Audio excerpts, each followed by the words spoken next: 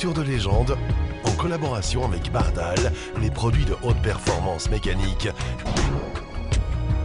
et avec Trépi, la solution par excellence pour le chronométrage et le suivi par GPS.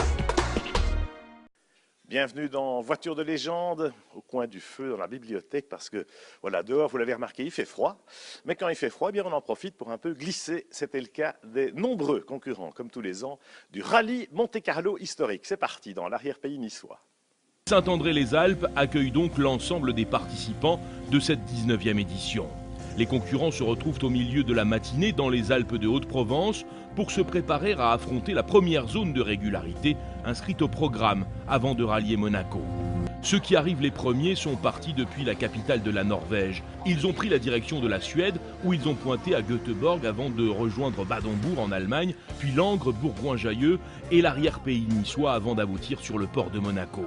2123 km de route pour cet itinéraire. 13 voitures ont pris leur élan depuis ce podium pour pointer à l'arrivée de la concentration.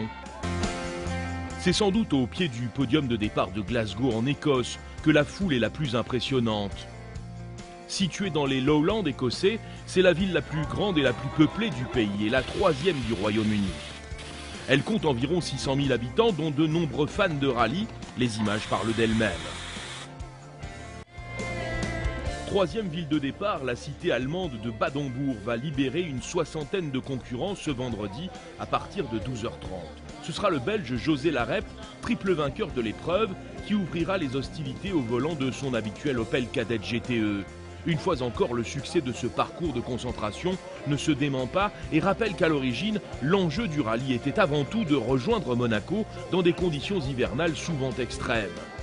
Ce n'est que dans les années 60 que les spéciales ont fait leur apparition au règlement. Une centaine d'équipages a choisi la capitale catalane, Barcelone, comme ville de départ. Dès 18h, le champion du monde WRC3 2013, Sébastien Chardonnay, est le premier à quitter le podium de l'Avenida de la Cathédrale en direction de la principauté de Monaco. Après avoir longé les Ramblas et la Sagrada Familia, les 98 équipages se dirigent vers Castelnaudary, Saint-Chinian et Courtezon avant de prendre le départ de la première zone de régularité, puis un repos bien mérité en principauté. La Champagne et sa capitale, Reims, est aussi un des points de départ traditionnels de l'épreuve de concentration. Cette relation symbolique est chargée d'histoire tant la ville de Reims est indissociable de l'odyssée des sports mécaniques.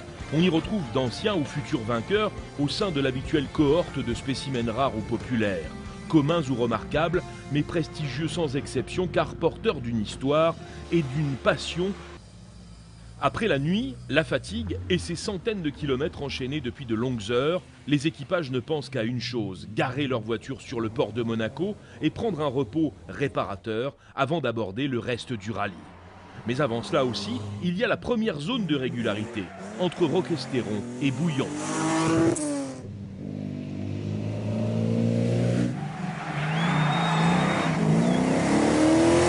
C'est déjà le signal de la fin pour le pilote belge José Larep, vainqueur du rallye en 2010, 2012 et 2014. C'est un câble d'accélérateur cassé qui le précipite vers les abîmes du classement général et le contraint ensuite à jeter l'éponge. Monaco et son soleil presque printanier, pour une pause avant de repartir de plus belle. Derrière les 4 Renault 5 engagés par Renault Classique, Daniel Elena, toujours secondé par Olivier Campana, Carlos Antunes Tavares, le président du conseil d'administration de PSA Peugeot Citroën, sont des habitués de cette épreuve. Et comme de tradition, pendant que les premiers arrivent sur le port Hercule, les derniers sont encore dans la spéciale à la nuit tombante.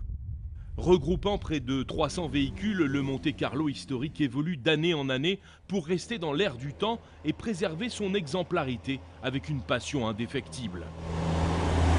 Nous essayons, en ayant introduit une 3e moyenne l'année dernière, en continuant cette année, d'avoir des voitures plus anciennes et qu'elles aient des chances de figurer au palmarès. C'est ce qui fait que les voitures populaires sont, quand elles traversent les villages et les petites villes, c'est une joie pour tous les habitants. John O'Groat est un village situé à l'extrême nord de l'Écosse.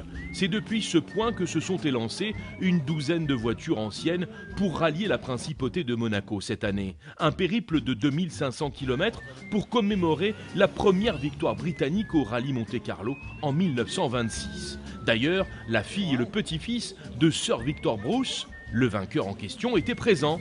Sur la liste des engagés également, cette MG historique à plus d'un titre. C'est une voiture très historique et étroitement liée à l'histoire du rallye Monte-Carlo. Elle est née en 1952 et dès 1953, elle était la voiture officielle du magazine Autosport sur le rallye. C'était une voiture d'entreprise. Ensuite, en 1954, elle a participé à l'épreuve et jusqu'à présent, nous n'avons eu aucun problème. Je touche du bois, il reste encore quelques kilomètres, mais tout se passe bien. Voilà en tout cas une belle façon d'évoquer le Monte-Carlo.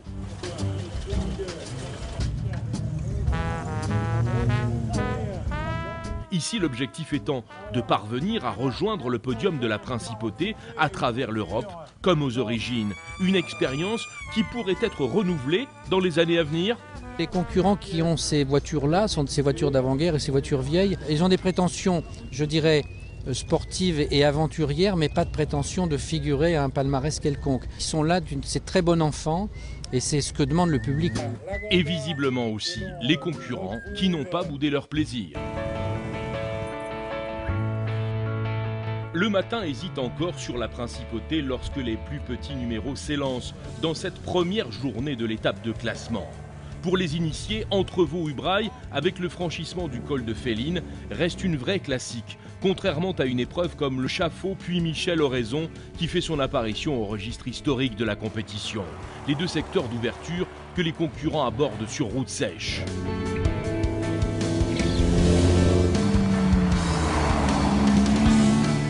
Un parcours où il n'est pas question de vitesse absolue, mais bien de vitesse moyenne. Le principe étant de se retrouver le plus près possible de la moyenne idéale pour éviter les pénalités. Celui qui totalisera le nombre le plus faible de points de pénalité à la fin du rallye sera le vainqueur. Simple sur le papier, plus délicat dans la pratique, car si l'on parle de petites moyennes de l'ordre de 50 km/h, il faut les respecter à tout moment sur de petites routes de montagne qui nécessitent parfois de vrais talents de pilote. Souvent dans le bon groupe, Jean-Luc Hassler et Sylvain Blondeau se classent déjà parmi les meilleurs.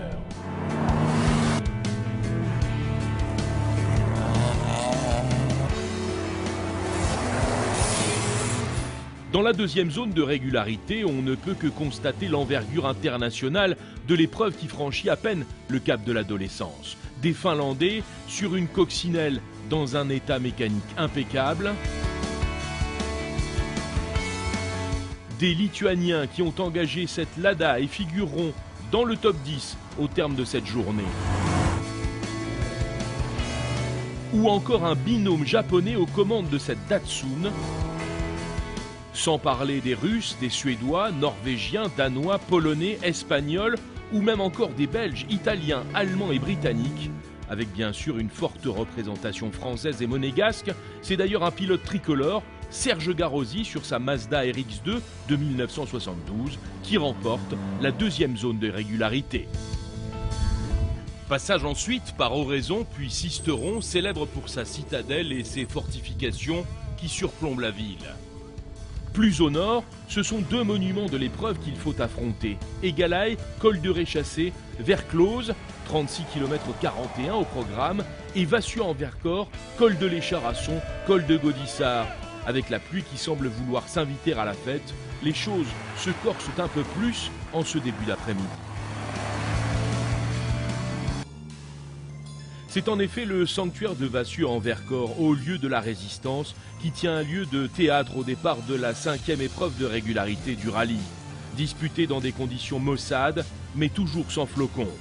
Le dernier contrôle de passage de la journée est prévu du côté de la base nautique de Saint-Nazaire-en-Royan, avant de rejoindre la ville-étape, Valence, où les premiers concurrents sont attendus au Champ de Mars en fin d'après-midi. Une Lancia Stratos pour le plaisir des yeux et des oreilles.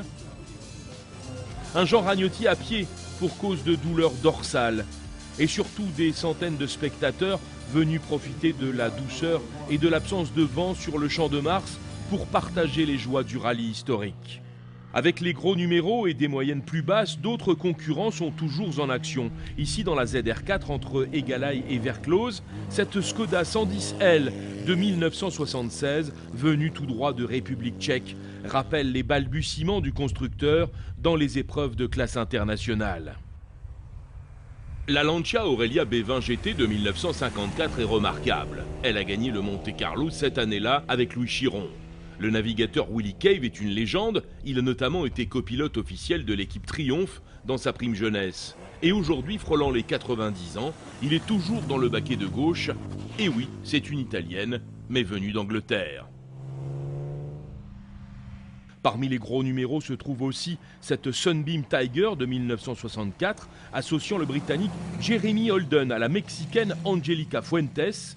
Équipé d'un moteur V8 Ford, ce cabriolet sportif était la voiture de Max Lamenas à la télévision. Et il a été en partie conçu par le célèbre Carroll Shelby sur une idée du champion de Formule 1 australien, Jack Brabham.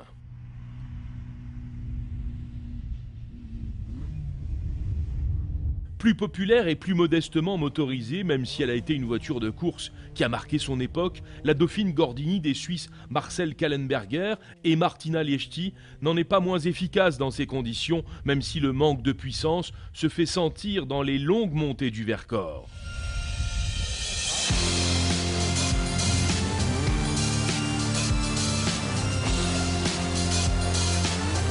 À Valence, le parc fermé commence à être bien rempli de voitures et de public.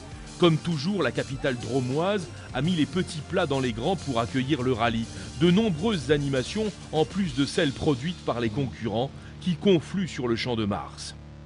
Fidèle parmi les fidèles, cette Jaguar Type E de 1961, engagée par Christophe et Paul Sapé, est une des plus spectaculaires, même à l'arrêt, et donc une des favorites du public. C'est la bagarre aussi au classement de la Coupe des Dames, où à bord de cette Alfa Romeo, la plus fameuse des copilotes, Biche, accompagne Catherine Labbé dans le peloton de tête, sur les traces de l'histoire et des anecdotes toujours riches dans le monde des rallyes.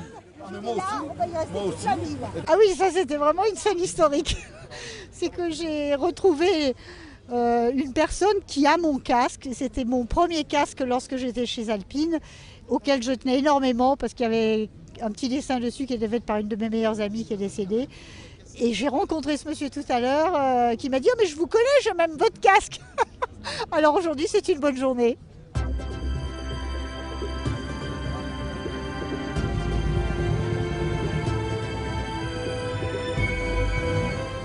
Il est évident que la fête qui accompagne les concurrents à leur arrivée à Valence a de quoi regonfler le moral des troupes.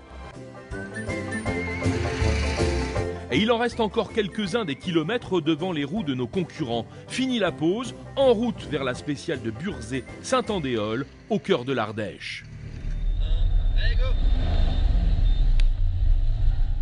Même si la neige et la glace ont déclaré forfait, l'exercice n'en est pas moins compliqué.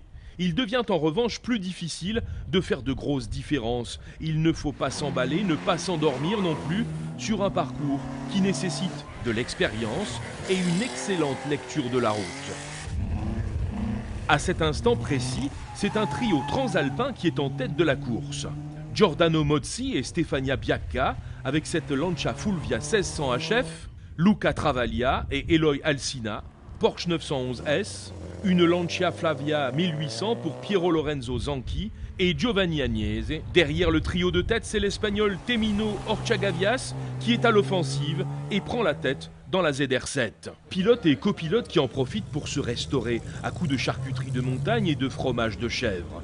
Pendant que les assistances prennent soin de la mécanique, au milieu des Ford Escort, Porsche, Golf et autres Volvo qui constituent la majorité du plateau, il est évident que la Lancia Stratos est au centre de beaucoup d'attention. Il y a du stress. Bon, il y a aussi l'envie de faire bien, de recommencer presque un rallye, parce que quelque part, je pense que cette dernière nuit, ça va donner le résultat du rallye forcément. Mais des écarts vont se faire, des chamboulements vont être importants, donc tout va se jouer maintenant.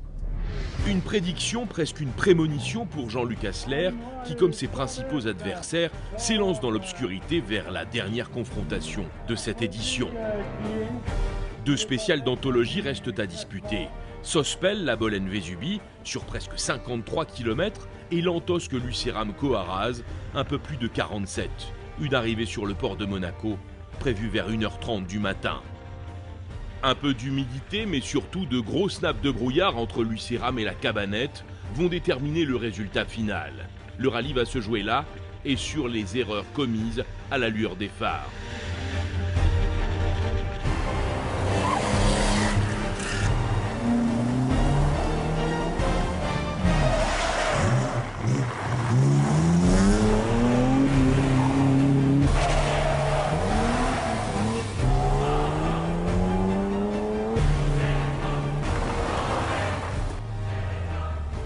Cinquième au général, l'Opel des expérimentés Raymond Durand et Sébastien Scholl.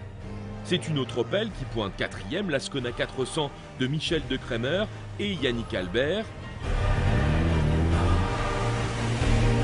Le coup de théâtre, c'est la grosse déconvenue de l'équipage leader Giordano Mozzi, Stefania Pacci. Victime d'une énorme erreur de pneumatique dans les derniers kilomètres, il ne signe que le 158e temps et dégringole à la 92e place. Jean-Luc Hassler et Sylvain Blondeau n'ont pas démérité, mais une contre-performance dans la dernière zone où il termine 14e les a écartés de la victoire. Il finit cependant à une très belle deuxième place. C'est une victoire capricieuse qui vient couronner un équipage qui a joué placé depuis le début du rallye et qui, grâce à sa 4e place dans ce secteur, monte sur la plus haute marche du podium final. Daniele Perfetti et Ronnie Kessel permettent ainsi à une Alpine Renault A110, une berlinette, de remporter pour la deuxième fois le rallye Monte-Carlo historique.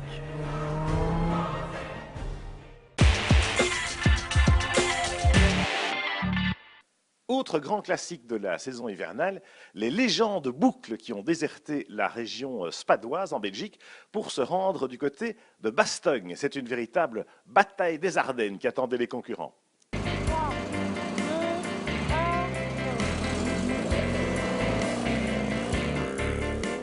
Les organisateurs avaient été clairs, il fallait remettre les classiques à l'avant de la scène et non plus dans un rôle de faire-valoir. Et si le chronométrage est l'adage du copilote, son rôle ne s'arrête pas là. Il faut aussi avoir une bonne lecture du roadbook et être attentif à tout ce qui pourrait venir entraver la trajectoire du véhicule. Les spéciales sont très piégeuses. Le passage de plusieurs voitures devant nous change complètement de la route et même avec un roadbook bien détaillé, il faut regarder quand même beaucoup au visuel et il faut quand même que le pilote soit attentif. Justement, le fait que les conditions soient super compliquées pour tout le monde, on doit un peu changer sa manière de lire les notes aussi. Oui, il faut être moins regarder son roadbook et être plus au visuel parce que le pilote ne verra pas peut-être un trou dans une épingle à droite que le copilote va voir vu que c'est de son côté. Donc c'est vrai que la manière de travailler du copilote change quand même beaucoup. Ouais. Mais le luxembourgeois qui se sera mis le plus en évidence durant ces boucles en version classique, c'est bien Patrick Lambert. Après 6 spéciales, notre représentant occupait la première place. Non, le stress, on essaie de jouer, de rouler calmement. Et pour l'instant, le stress n'est pas là, il n'y a pas de souci. On essaye d'être propre et on fait notre course à nous, on ne pense pas aux autres. Et donc pas de pression supplémentaire. Et au niveau des passages, tout se passe bien? Très bien, très gras, mais difficile. Mais je pense que c'est la même chose pour tout le monde, donc on essaye de faire au mieux. Ok, on va aller suivre votre passage alors. Bonne course. Merci. Malheureusement, dans cette spéciale de Cobru, il perdait le transpondeur permettant les calculs de temps. Du coup, grosse pénalité qui lui faisait perdre toutes ses illusions. Sans quoi, c'était le podium assuré.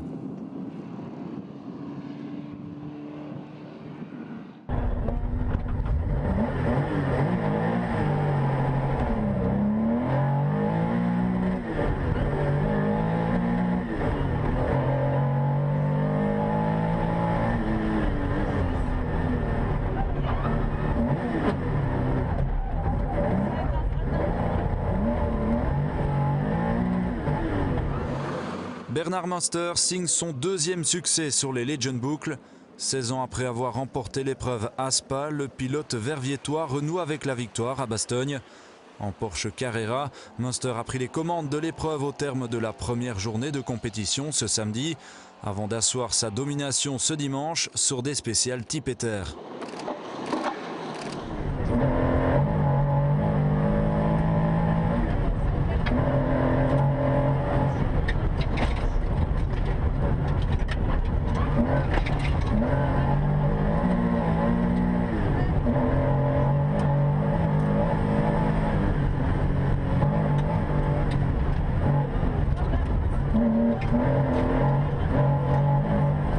J'aime bien la terre, j'aime bien la glisse, j'aime bien la boue et tout ça, donc j'étais quand même assez confiant. En plus, on partait quand même avec une avance un peu confortable, donc il fallait juste surveiller Marco Martin et on a été toujours plus vite que lui dans les 3 premières spéciales, donc après on a pu un peu assurer. Lui, il a dû un peu attaquer pour rester devant 22, mais sinon, je crois qu'on a fait vraiment une course assez intelligente et en essayant d'attaquer là où il fallait, et vraiment, je suis très content. Derrière Munster, la bagarre pour le podium est intense en compagnie de Marco Martin, l'invité mystère, au volant d'une forte escorte. L'Estonien prend la 2e place au final à Bastogne. Il devance un Jean-Pierre Van de Hover, une nouvelle fois bien dans le coup sur ses Legend Boucles en Lancia Beta. On est le team le plus petit des gars qui sont devant. Tu vas à Maton, tu as Munster, tu as peut-être Dospa qui est derrière, qui est dans le même cas que nous. Et ça, c'est exceptionnel. Quand aujourd'hui, on a encore 10 bénévoles qui viennent, qui passent des soirées, qui organisent des trucs, je pense que c'est plus valorisant encore. Et c'est la spéciale de terre, ça va refaire ça. Oui, l'année prochaine. Ok, merci Jean-Pierre.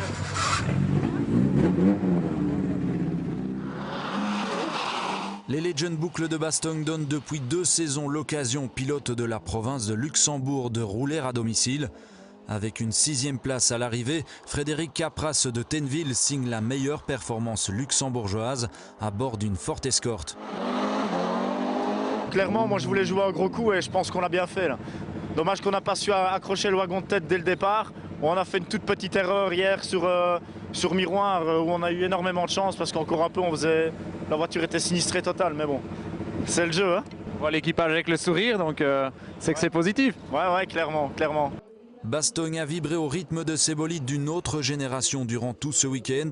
Du vendredi, jour des présentations et des signatures, au samedi et dimanche, journée de compétition, avec 18 spéciales de régularité pour les 280 équipages engagés, catégorie Legend et classique. Le seul pépin est la météo qui n'a vraiment pas été gentil avec nous. Samedi, on a été bien arrosé, mais tout le reste, autrement, c'est excessivement bien déroulé. Pas d'incident, pas de neutralisation, d'annulation, un minimum de retard. Mais c'est un peu victime de notre succès le samedi, le dimanche, la journée sur Terre qui a tenu toutes ses promesses. Et un vainqueur qu'on connaît bien avec Bernard qui avait gagné en 99 à Spa, donc c'est aussi tout un symbole. Munster ajoute donc son nom pour la 2e fois au palmarès de cette épreuve qui fêtera bientôt ses 60 ans d'existence. Une longue histoire à Spa tout d'abord avant d'atterrir à Bastogne depuis 2 ans. L'épreuve retrouve là une seconde jeunesse. Et pour terminer cette émission, je vous présente ma dernière acquisition, cette magnifique Ferrari 330 P4 Le Mans 1967, tout un programme. C'est pour les 10 ans de voitures de légende, évidemment, je me suis offert ça. Vous savez que c'est le 10e anniversaire de votre émission préférée et nous avons un concours pour célébrer ça. Vous pouvez vous rendre sur notre page Facebook ou sur le site internet de l'émission, www.voituresdelégende.com. Il faut répondre à la question, quand a eu lieu la première émission Voitures de légende? Certes, il y a 10 ans, mais quel mois, quelle année? Réponse sur vdlcanarias@gmail.com. Tout un programme et peut-être pour vous un voyage à gagner aux Canaries, du côté de Lanzarote. Voilà, les beaux jours vont revenir. On va pouvoir effectivement aller chercher le soleil dans le sud de l'Europe ou bientôt dans nos contrées grâce à une météo printanière pour les premiers rallyes de la saison estivale. On les attend avec impatience aux Voitures de légende et on sera au rendez-vous avec nos partenaires habituels, le magazine Rétro Course et le site internet newsclassicracing.com. À la prochaine.